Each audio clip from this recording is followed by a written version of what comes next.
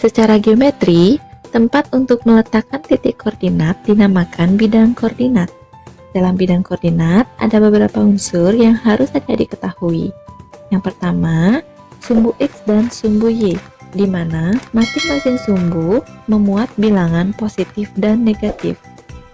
X positif ada di sebelah kanan titik O, X negatif di sebelah kiri titik O, Y positif ada di sebelah atas titik O, dan Y negatif di sebelah bawah titik O.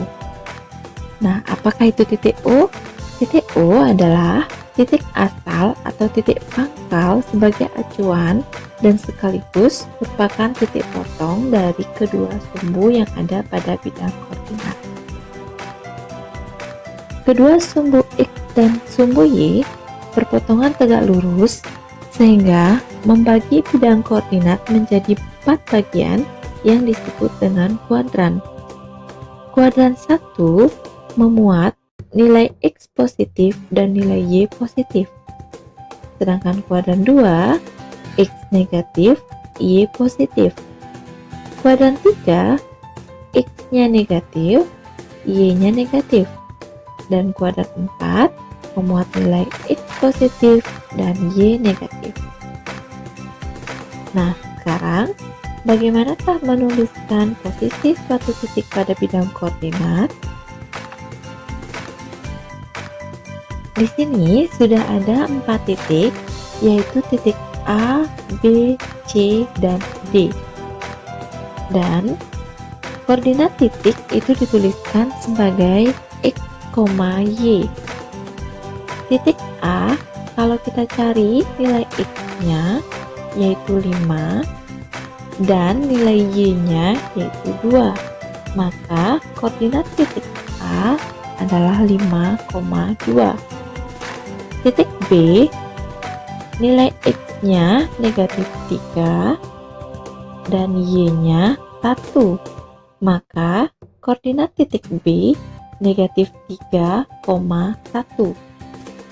Titik C bisa kita tentukan dengan cepat ya, yaitu negatif 2, negatif 4. Dan titik D 3, negatif 3. Terus, di manakah letak atau posisi titik E jika koordinatnya 2, negatif 5? Jadi, kita harus ingat bahwa 2, negatif 5 ini berarti nilai X-nya 2 dan negatif 5 nilai Y. Jadi, disinilah titik E dengan koordinat 2, negatif.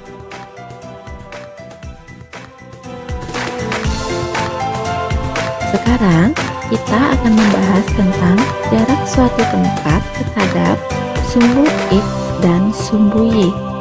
Di sini bisa adik-adik lihat ada 2 titik sebagai sekolah dan rumah, dan sumbu X sebagai jalan X dan sumbu Y sebagai jalan Y.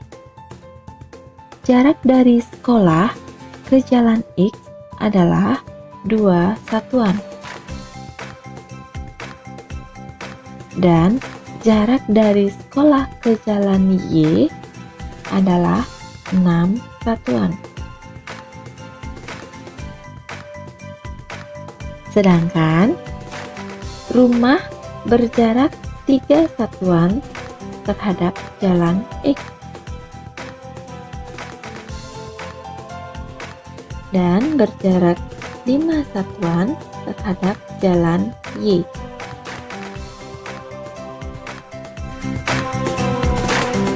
Oke adik-adik, kali ini kita akan bahas tentang posisi titik terhadap titik acuan yang biasa disebut dengan posisi relatif. Yang perlu kalian pahami di sini adalah posisi titik yang pertama kali diperhatikan adalah kanan dan kiri terhadap acuan, baru perhatikan atas dan bawah. Ingat ya, kanan itu positif, kiri negatif, atas positif, bawah negatif. Ada dua titik acuan, yaitu 0,0 atau titik asal dan selain 0,0 atau titik A, B. Yang pertama, kita bahas tentang posisi titik terhadap 0,0 atau terhadap titik asal. Posisi titik A terhadap titik acuan 0,0 bergerak dari 0,0 4 satuan ke kanan, dilanjutkan 2 satuan ke atas, sehingga koordinatnya ditulis 4,2.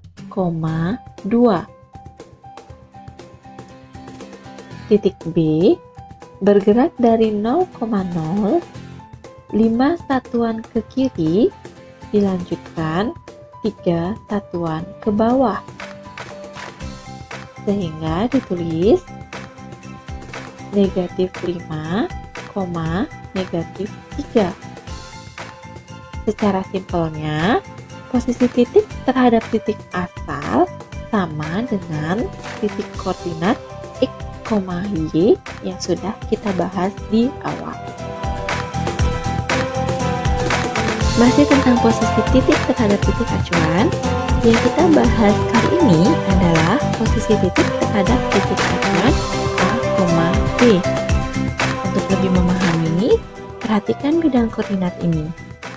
Ada 3 titik, yaitu titik K, L, dan M. Misalkan titik K sebagai titik acuan, kita akan menentukan posisi titik L dan M terhadap titik K. Posisi titik L terhadap K bergerak dari titik K 3 satuan ke kanan, 2 satuan ke bawah, sehingga koordinat L terhadap K adalah 3, negatif 2.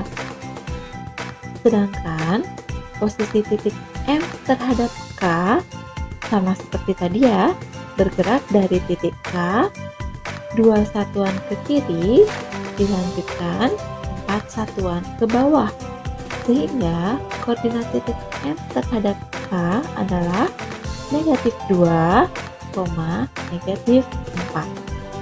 Diingat ya, pergerakannya kalian harus dahulukan kanan kirinya, baru atas bawahnya, tidak boleh terbalik. Demikian video pembelajaran dari Kak Wiwi, semoga bermanfaat. Ingat klik like dan subscribe ya. Sampai jumpa di video selanjutnya.